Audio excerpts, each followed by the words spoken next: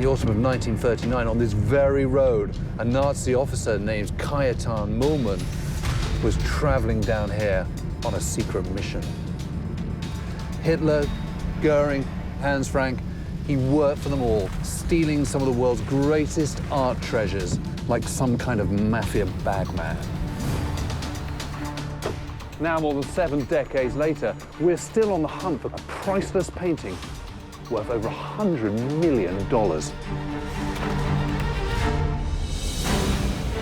At the end of World War II, the Allies made a series of shocking discoveries.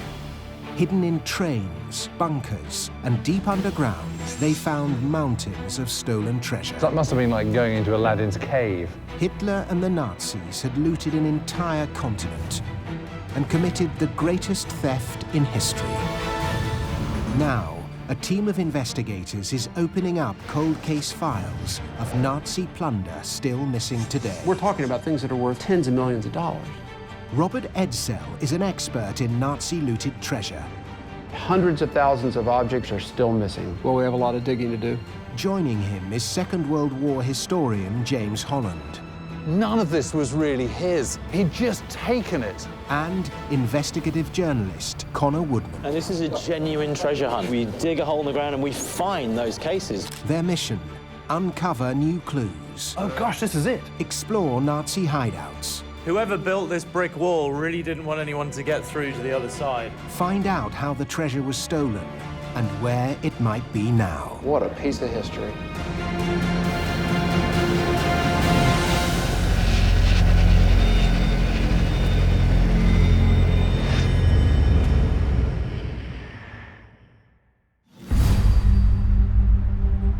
At the headquarters of the Monuments Men Foundation, an organization that has found and returned many Nazi-looted treasures to their rightful owners, founder Robert Edsell and art and restitution expert Dorothee Schneider reopen a cold case from the outbreak of the Second World War.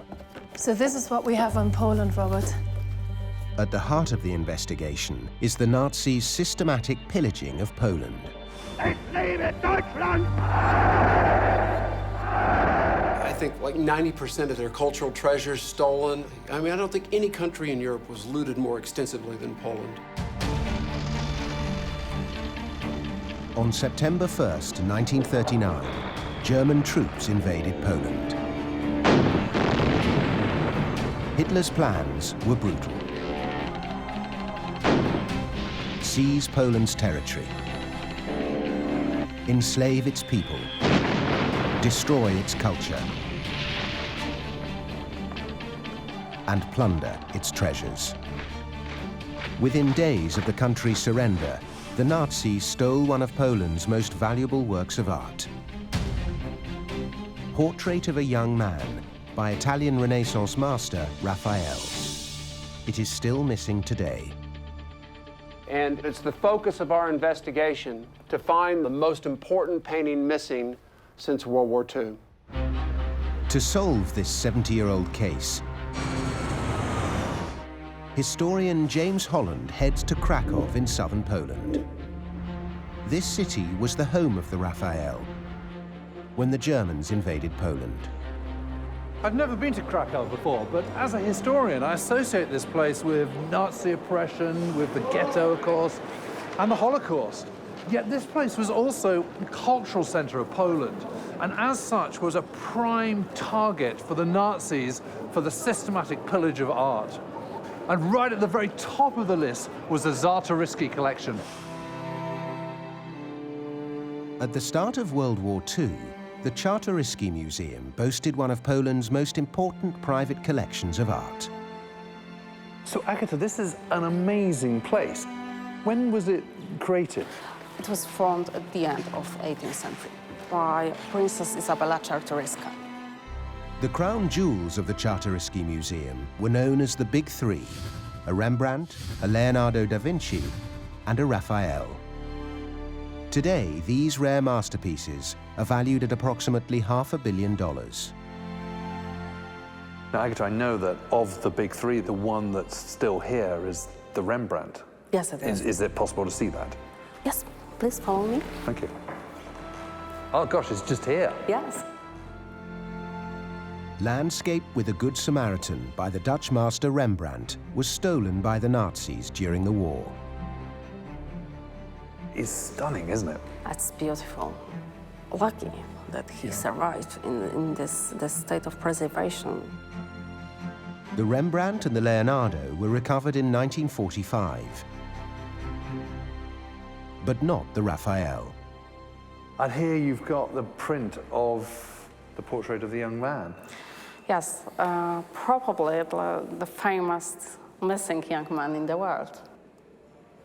So in 1939, the actual painting would have been in this frame. Yes, the pictures were taken from their frames. Yes. Packed carefully and taken to their property in the countryside. With war on the horizon, the Czartoryski family evacuated the paintings to a secret location in rural Poland. This would be the beginning of an extraordinary wartime journey for the Raphael. You're Polish, and this belongs in Poland. What would it mean to you to have this back? Enormous joy, pride. I think in a symbolic way, recompensation for the victims of the war in the area of culture. To discover where the painting might be today, the team must retrace the Raphael's wartime journey. James sets off to the Polish countryside. In Dallas, Robert and Dorothée gather information on the Nazi chosen to spearhead the theft. There they are, the big three of the Czartoryski collection. Hitler wants them, Hermann Göring wants them, and they make the decision to send in this SS officer, Kajetan Mollman. The Nazis dispatched SS officer and art historian Kajetan Mollman to Poland. His mission? Plunder the nation and ship the finest works of art back to Hitler and his greedy deputy, Hermann Göring. Yeah, Kajetan Mollman, I have a file on him, Robert. He's a really interesting character. There's a great quote here. It's from a Dutch report from after the war. Kajetan Mollman is obstinate. He has no conscience and does not care about art. He's a liar and a vile person. October 1939, days after Poland fell. Kajetan Mollman learned the big three were hidden in the Czartoryski family's country estate. I'm about 2 hours east of Krakow at the moment, driving through a pretty bleak and snowy Polish landscape. I'm looking for a place called Pillaging, which was the country estate of the Czartoryski family. James has come to meet Witold Czartoryski to find out what happened to the paintings at Pillaging.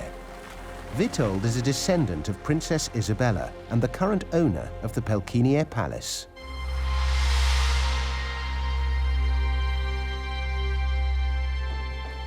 Witold, this is a wonderful place. So what's the story of this house?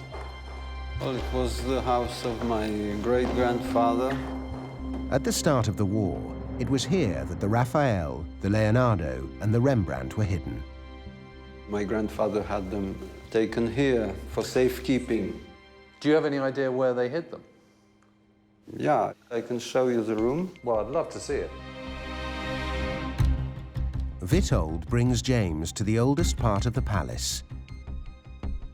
Here, beneath the 17th century guard tower, is a secret room. Walled off from the outside, the room could only be accessed through a hidden doorway. Originally, there was no door here. It was a wall. This room was like the treasury of the house, with only one secret door in the corner. Oh, look. Which, from the other side, was hidden behind furniture. Really? So if you're in the next door room, you can't see this In the next door room, unless you knew, you wouldn't actually realize that there was a room here. Only the family knew where the paintings were hidden, or so they thought. When the German occupation began, refugees and enemy soldiers overran the palace. In one wing, there was a detachment of German soldiers. Incredible. Because this was a strategic place to oversee the area. Right. Yeah, makes sense. Somehow, the secret room was discovered, and someone informed the Germans. Who? I don't know. But who would have known? Well, somebody must have tipped them off. The Nazis stole the Raphael, the Leonardo, and the Rembrandt. And this is the scene of the crime.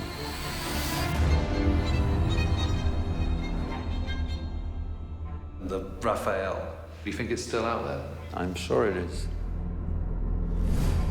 Muhlmann took the paintings to Hermann Göring in Berlin. But it wasn't just the number 2 Nazi who wanted the masterpieces. Hans Frank, the Governor General in Krakow, wants the paintings back there and orders that Muhlmann bring them back down to Krakow. It doesn't end there because Hermann Göring wants them back in Berlin. Frank gets livid and orders them brought back to Krakow. Back and forth like little boys fighting over marbles, all spending time away from the war effort, all focused on these 3 pictures. And it really goes to show, I mean, the power and magnetic appeal of these paintings. For more than 2 years, top Nazis bickered over the masterpieces. In 1943, Hitler finally sent the paintings back to Poland. James returns to Krakow to meet the son of a top Nazi who held on to the paintings for the rest of the war. Hans Frank's youngest son, Nicholas. My father could be very funny. He was really entertaining, but he was also a big coward. He was a mass murderer.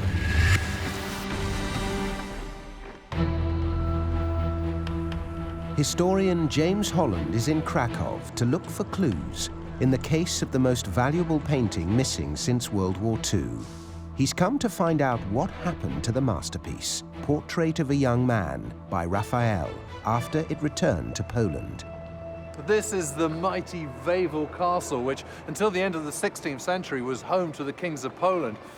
Then in October 1939, a new king arrived, not a Pole, but a Nazi, Hans Frank. Hitler appointed his friend and lawyer, Hans Frank, Governor General of Poland. Frank instituted a reign of terror across the occupied territory, earning him the moniker, the Butcher of Poland. During his rule, 4 million Polish citizens were murdered in ghettos and concentration camps. Hans Frank added insult to injury to the Polish people when he expropriated their president's official residence to make it his own. He certainly treated it like his own personal fiefdom. The whole place was bedecked with swastikas draped down, the stormtroopers all standing to attention, the parade's in here. He brought in lots of fine things. He also brought in the big 3, the Rembrandt, the Leonardo, and the Raphael. And the reason I come here is to speak to a rather special person, someone who was here pretty much throughout the entire war, Hans Frank's youngest son, Nicholas. James hopes Nicholas may have clues to what happened to the Raphael before it disappeared. So this was your family home when you were a child? It's a private part of the castle, reserved for the family of Frank. I mean, what a place to live. It's just incredible. It's so huge. The WWII castle has the biggest collection of tapestries in whole Europe. Is that so? It was something of the Polish kings. And you have to imagine, my mother was very poor when she was young. Yes. And suddenly she was the Queen of Poland, owning all this kind of stuff. And if you look at this chimney, yes, I've given you the picture. Oh, this one? This beautiful looking guy. Could that really be you? Yes, that's me. Your 4-year-old self? And that was made here. Right here. I mean, it's absolutely one and the same. You know, there's the buttress, you can see the same pattern there, you can see the same patterns down there. My mother ordered to have this picture to send it to Hitler because my father wanted the divorce. So she wrote to Hitler, how could he give the permission that the father of such a wonderful family wanted the divorce? And Hitler said, I will not give the permission for the divorce. Bridget and Hans Frank surrounded themselves with luxury and fine art, while outside the castle walls, the Polish people lived in fear and deprivation. He killed his conscience with luxury. One of Hans Frank's favorite works of art was Leonardo da Vinci's Lady with an Ermine. Frank hung the masterpiece in his private apartments above a hot radiator. This boorish gesture elicited a serious reprimand from Cajetan Mühlmann. Gosh, look at that. I think that's just perfection. Absolutely magnificent. I feel like I'm standing before greatness. Look, it's just perfect. Completed at the end of the 15th century, Lady with an Ermine is one of the rare female portraits by da Vinci. I mean, it's one of the greatest works of art I've ever seen. Not for me. I nearly hated this painting. Why? Because it's a mixture of dealing at the same time with the behavior of my father and knowing that he was a mass murderer. He was a cultured killer.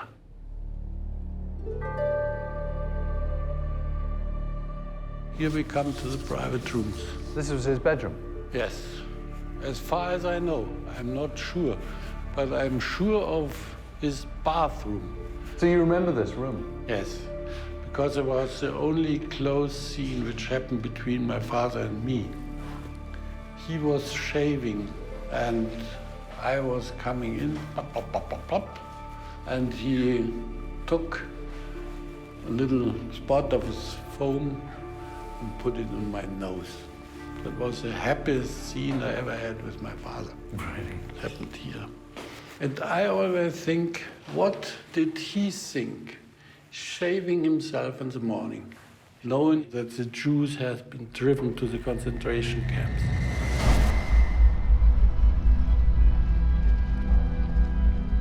I mean, for me, it's unbelievable. Why he didn't shoot himself after having shaved.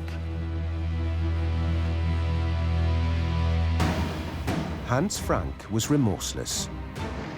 But by 1945, the tide of the war had turned.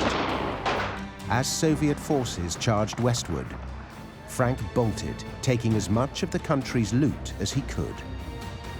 So your father managed to sort of squirrel out the big three, the Raphael, the Rembrandt, and the Leonardo. I think 8 trucks full of paintings and other luxury goods. And my mother, by the way, she took with her a bag full of jewelry, stolen from the Polish Jews or the Polish people. So they were big thieves, your Yes. parents. And so where did they go? Back home to Bavaria. What do you think happened to the Raphael? Maybe my mother. I could think that she had stolen the Raphael. And then she sold it for butter, milk, bread to a guy in Bavaria. So your gut instinct, is it still out there? I would say it's still out there. I would say so.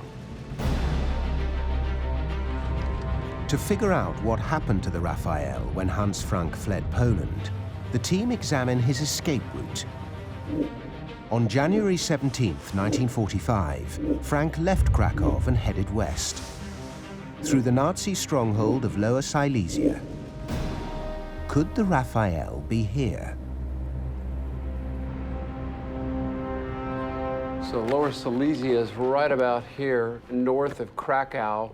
I mean, today it's Poland, but at that point in time it was Germany. Yeah, according to this post-war report on Dr. Günther Grundmann, he was the provincial curator for Lower Silesia and responsible for finding storage for all the looted art that the Nazis took. During the war, Grundmann requisitioned more than 80 castles, monasteries and residences across Lower Silesia for the Nazis to store their looted art. The team learns of an archaeological dig at one of those sites, Grodno Castle.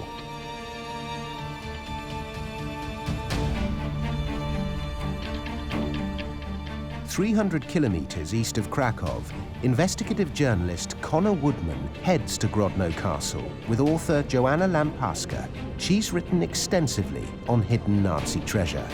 It is said that we have almost over 100,000 of treasure hunters in Poland today. Wow.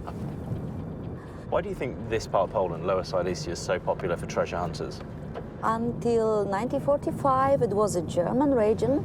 Germans, they stored a lot of beautiful things from museums, from churches, private collections here, because they believe it's gonna be safe and it stay in German hands forever. I know a guy who found a small gold bar in an oven in his palace. It was a year ago. And so do you think there is still treasure buried underneath Grodno Castle? Of course, I believe it. Okay. And a lot of treasure hunters want to find this treasure. Grodno Castle is a 700-year-old fortress steeped in legend.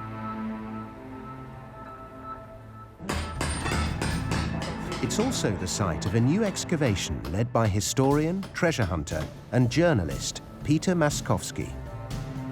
Connor, nice to meet you. Very nice to meet you. Welcome to Castle Grodno. During the war, Grodno Castle was a major repository for art stolen by the Third Reich. Peter and his crew of archaeologists, historians, and treasure hunters have started to excavate the cellar, looking for Nazi loot. What are you hoping that we'll find in this spot? The tunnel. A tunnel? The tunnel, yes. Since the Second World War, stories have circulated about a secret tunnel beneath Grodno Castle filled with Nazi treasure, gold, art, and perhaps even the Raphael. There is, of course, some witnesses. Witnesses that say they actually saw a tunnel? Some even seen this tunnel or even enter into this tunnel. Wow. Were you thinking this is a tunnel that maybe the Nazis could have used? I think this is a medieval tunnel used by Nazis by the end of the war. Peter and his team know they're onto something. They've just discovered what looks like the remains of an old wooden chest. Okay, these are the pieces of metal, which looks absolutely like the kind of a handle. Yeah. This is another so one. the handle's the chest. Yeah. So you don't have to be a specialist to see it. No, you can see quite clearly. Yeah. And you said you found a key as well. Right. Yeah. But that is a key. Yeah, absolutely. Yeah. Absolutely, without doubt. The chests were buried long before the Second World War, and their contents since have disintegrated. But this discovery confirms objects were hidden beneath Grodno Castle. Now Peter brings Connor and Joanna to the courtyard. Here is the second place where we are going to do excavation. Right. Peter's team recently located a suspicious cavity beneath the castle courtyard. Using ground-penetrating radar, this imaging method is used to detect anomalies below the surface. The GPR showed us that there is something different than usual ground down there. Okay, so this is where you think the Van Schreck letter leads us to. He described that here, in this place, there is some kind of staircase and empty space. What's more, the existence of a tunnel is corroborated by a former German officer named Leonard von Schreck. He wrote to Joanna shortly before his death, and in his letter, he described a mysterious underground space here. And they put two chests somewhere in this place, and he secured with explosives. And after that, they disguised the place and left it. So are you worried when you excavate that this might be wired with dynamite? I'm always worried about this because it's a very vivid legend. Peter's team is undeterred. They could be on the verge of finding a hidden Nazi tunnel. What have we got? We have a space. You see the hole? Yeah, the sea as a whole goes all the way through. Something is behind these pillars.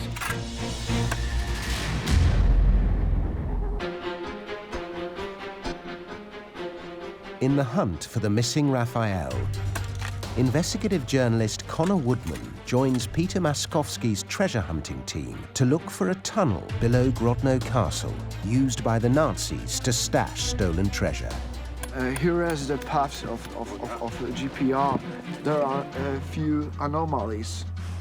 Peter's team is encouraged by the data from the ground-penetrating radar. It shows a suspicious cavity in this spot. So we are digging pretty close to where that anomaly there is, this spot. Exactly.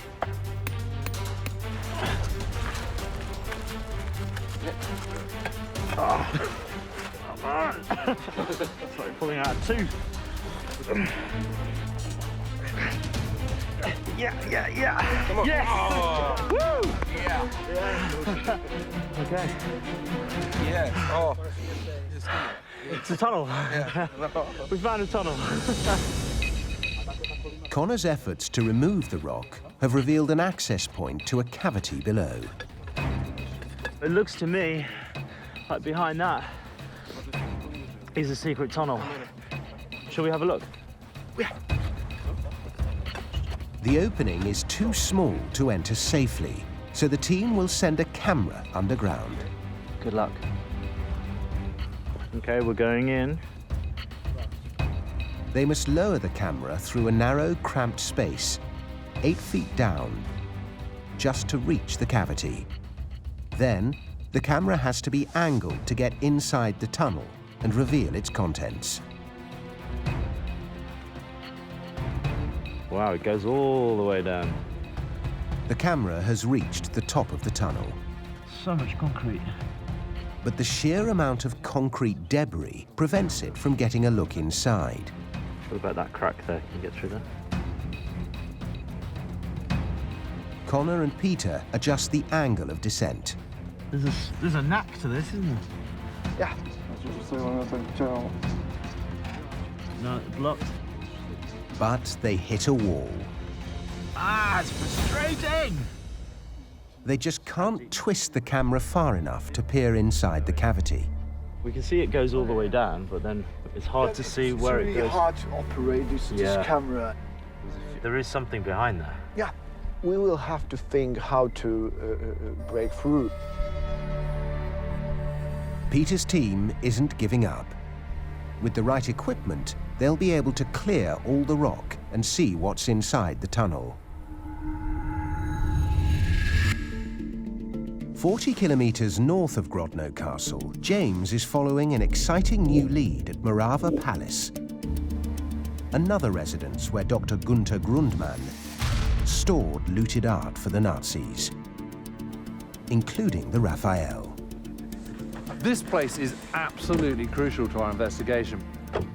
In January 1945, Hans Frank finally left Krakow with the Russians closing in on the city and evacuated his entire art collection. He sent it here for safekeeping. James has come to Morawa to meet author Robert Kudelski. I spent a lot of years to prepare this story, to find some more important information. Kudelski has combed through Polish, German, Russian, and American archives to shed new light on the case of the missing masterpiece. As a Pole and as someone who's been studying this in great detail for many years. Yes, more than 15 years. Yeah, it must mean a huge amount to you to try and get the Raphael back. Exactly, yeah. After exhaustive research, Robert Kudelski thinks he's figured out when the Raphael went missing. We know because we have the inventory of the local conservator Günther Grundmann. On January 26, 1945, Grundmann was sent to Morawa Palace to fetch the most valuable works in Frank's collection. He arrived on the 29th and made an inventory. The Raphael should be listed here, but it's missing. So no Raphael on this list at all? Absolutely. What you can say for certain is that the Raphael goes missing sometime between the 26th and the 29th of January 1945. Exactly. If Kudelski is right, the Raphael vanished from Morava Palace over a 3-day period in January 1945. The question is, who stole it? I believe that Edward Kneissel took the Raphael paintings from the castle. Austrian art conservator Eduard Kneissel spent the war in Poland, working for Nazi Governor-General Hans Frank. And he was responsible for the protection and restoration of paintings of old masters. Like a restorer, art restorer? Yes, exactly. I mean, he knows everything there is to know about those paintings. Absolutely. Every piece. Eduard Kneissel would have known the extraordinary value of the Raphael. But is there any hard evidence, or is it just a hunch? Yes, of course. We have some evidence from the servant in the Castle Morava. On January the 25th, Eduard Kneissel was ordered to leave Morava. But Kudelski has uncovered eyewitness testimony that Kneissel returned to Morava Palace between January the 26th and January the 28th. Exactly when the painting goes missing. Kneissel had the key. What, here in Morava? Yes, exactly. In this place. Okay, that is all starting to stack up a Yes. bit. According to the servant, Eduard Kneissel claimed he'd returned to pick up some of his restoration tools. Kneissel came back here, and that his excuse was, I've come back to get some my tools of my trade. The Russians are knocking at the door. To get me to come back and risk my life and limb, Yes. I think I need a little bit more of a lure. Maybe a priceless Raphael would, for starters. Absolutely, yes.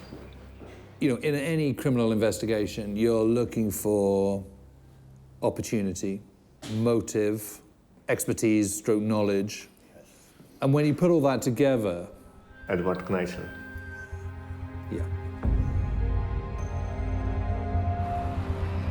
Robert Kudelski has given the team a new suspect in the theft of the $100 million masterpiece. Do you think Kneissel did it? People know Nazi Germany's going to lose this war. Everyone's looking for a way out. I mean, a picture like this or an asset like this is the difference for someone to life and death. Yeah, and if you just wrap a big blanket around it and you just put it under your arm and walk away with it, nobody would really know what it is. And that's probably exactly what happened.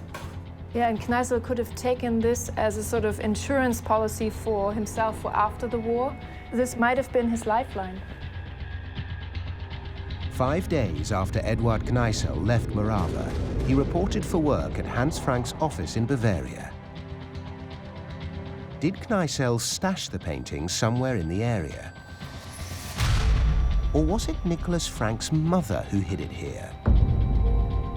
Dorothée uncovers a new clue suggesting that one of them, or someone else, did exactly that. There was this article in 2013 saying Mr. Lobbs saw this painting in 1971 in the basement of somebody just down the road from the house the Franks used to live in. Incredible. Is Loeb still alive? Well, the article is so recent, I would say yes. While Robert digs around for more evidence linking Edward Kneissel to the theft of the masterpiece, Dorothée travels to Bavaria. She's here to join James and to meet with the man who claims he saw the Raphael. Und am Boden stand dieses Bild, Raphael. Es war ein Schock. Für mich war das ein Schock.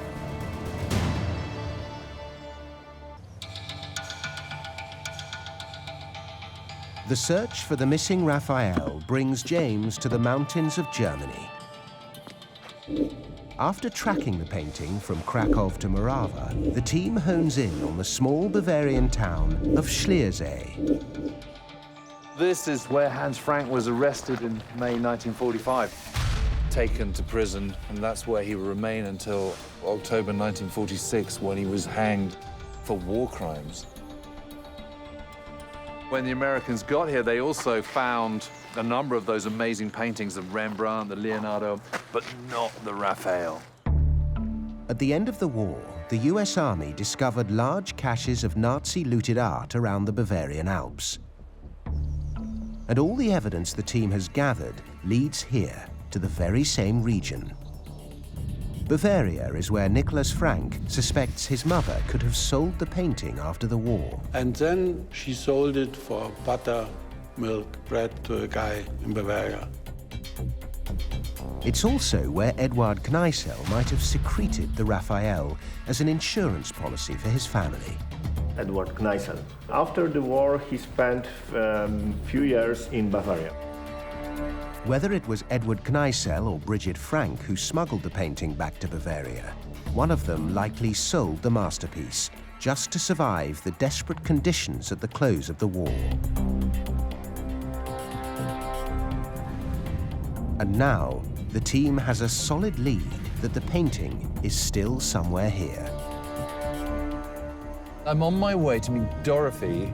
She's found a gentleman called Mr. Lubbs, who reckons he saw the Raphael in a basement somewhere very near here. In 1971, 26-year-old gun enthusiast Reinhard Lubbs came here to sell some antique rifles to a firearms collector. So, Herr Lubbs, you've got the most amazing story. Dorothy's told me a little bit, but just start from the start. Ich hatte 2 Karabiner zu verkaufen. Sagte mir, ich kenne jemanden, wenn der Preis stimmt, dann würde die beiden Karabiner dann kaufen. So he had these carabiners, and then Mr. Lubbs said, "Can I see your collection of arms and armor and guns?" The guy said, "Sure." And Mr. Lubbs went to the basement with the 4-year-old son. So the two of them went downstairs. Und dann haben sie zusammen sich den Keller angeschaut. Ja. Und am Ende, auf der Stirnseite dieses Kellers, war ein Vorhang. Und der Vorhang war halb offen. Und da waren dahinter Orden, EK1, EK2. Und am Boden stand dieses Bild, Raphael. So Mr. Lubbs was standing right in front of the painting, went down to really have a good close look, and the little boy stood next to him. Dann habe ich gefragt, warum? Ja, weil er eine Wärmflasche auf dem Kopf hat. And the boy said, "He must really be freezing." And Mr. Lubbs said, "Why?" "Yeah, he has this hot water bottle on his head." And of course, he's got that velvet sort of slouch beret on his head, hasn't he? Yeah, we have it here. Und das ist die Wärmflasche. Also. So that's the hot water bottle right there, sort of hanging Well, it does down. look a little bit like one. And this is absolutely what you saw. Ja. I mean, that's absolutely amazing. Vor allem, nachdem ich eben 35 Jahre später den Bayern-Teil der Schongauer Nachrichten. Amazing story. Amazing. There is no doubt in Reinhard Lubbs' mind that the painting he saw in the cellar was the masterpiece, Portrait of a Young Man, by Raphael. I mean, it's clearly over 40 years now, but if we were to get in the car and have a look, do you think we'd be able to find it? Das ist wie die Nadel im Heuhaufen. It's a little bit like a needle in the haystack, but let's try it. Is it possible that the Raphael is here in this small Bavarian town? Do you remember the houses, what they looked like? Ja, es war ein altes Haus, ich nehme an, aus den 40er Jahren. Nichts Besonderes. But sort of simple like this, or... Kommt Ihnen das hier oben bekannt vor? We should probably ring some doorbells, shouldn't we? Guten Tag, verzeihen Sie die Störung.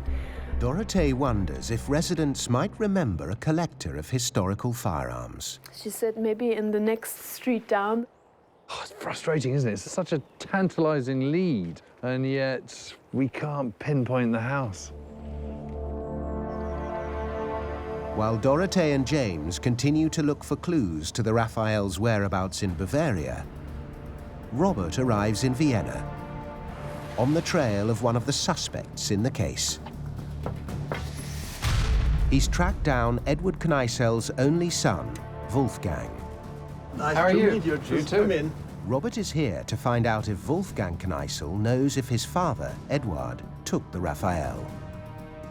Wolfgang, tell me how your father came to be in Poland. When Hitler came to Austria, all government employees were automatically member of the Nazi Party. But my father refused to go to certain demonstrations, and he was transferred as a punishment to Krakow. He was by special order, he had to go to Dr. Cajetan Mühlmann. Cajetan Mühlmann. Yeah. For much of the war, Eduard Kneissel's job was to restore the art the Nazis had looted in Poland. This included all the paintings in Hans Frank's collection. Did your father ever do any work on the Leonardo or on the Raphael? Probably. I didn't ask him, but he was very aware of those paintings. Eduard Kneissel knew the paintings well, and he knew the Raphael was left behind at Morava in January 1945. Raphael. Robert is here to corroborate the evidence. He packed it. He needs to find out whether Wolfgang thinks his father was involved in the theft. So there are a number of different people, of course, that have been spending decades, their entire lives, trying to track this painting by Raphael. But one of the theories, of course, is that your father took the picture. Do you think he did that? No, definitely not. He wouldn't have the guts to do it, you know? Probably if you have the intention to steal something like that, you wouldn't dare it with a Raphael or a Leonardo. My father always said, whenever you fake a painting, don't fake a Leonardo or a Raphael. Just fake some cheap Austrian painters, you know, because nobody will make a research in that case. So I don't think so. This is, no, it's impossible. Wolfgang Kneissel is adamant his father didn't steal the Raphael. He vividly remembers his father telling him how he helped the Allies track art stolen by the Nazis. When the war ended, he was driving around with the 4 soldiers in the jeep. A Russian soldier, English soldier, an American soldier, and a French soldier, trying to find some war criminals and so forth and so on. And sometimes, if it was concerning about art, you know, my father was driving with them just to say, okay, this man or that man, they can have a picture, a stolen picture or not. But if Edward Kneissel didn't take the masterpiece, then who did? Hans Frank's wife, Brigitte? Either way, the team has a strong hunch someone snuck it into Bavaria at the end of the war. In Schliersee, James and Dorothee have searched most of the town, but have yet to find the house where Reinhard Lubs believes he saw the Raphael in the 1970s. Well, we should ask this chap. Guten Tag, darf ich Sie was fragen? Haben Sie hier schon in den 70er Jahren gelebt? Kennen Sie jemanden, der hier früher der eine Sammlung hatte mit Waffen? Unbekannt. Danke. Alles Gute. No? Yeah, so he said he has never heard of anybody who collected guns in this area, and he has been living here since the 70s. It's very frustrating, isn't it? Because we feel we're kind of in the right neck of the woods, but... Bavaria was the Nazis' spiritual homeland and may still hold secrets from the Second World War. The team's best guess is that the masterpiece is still here, some 70 years after it was brazenly stolen from Poland. My gut instinct is that it's out here somewhere, still lying in some attic or some basement, just waiting to be recovered. In retracing the Raphael's incredible wartime journey, the team has gone from Pelkinie to Wawel Castle to a small lakeside town in Bavaria. There's so much pointing to this part of the world, isn't there? It must still be somewhere here. Along the way, the team have identified 2 potential suspects in the theft of the masterpiece. Edward Kneissel. Yeah. Maybe my mother. I could think that she had stolen the Raphael. and determined that all roads lead to Bavaria. Of all the paintings stolen by the Nazis and still missing today, Portrait of a Young Man by Raphael remains the most valuable. But the theft of this masterpiece goes far beyond its staggering price tag. It's emblematic of the pillaging of an entire nation's cultural treasures. For people in Poland, this painting by Raphael it's in a way kind of their Mona Lisa. If someone finds the Raphael, that's going to be on the front page of every newspaper and every website in the world for a 24-hour period. So I'm hopeful that we've stirred up a lot of interest in this painting now, and I hope lead us to the door of the Raphael.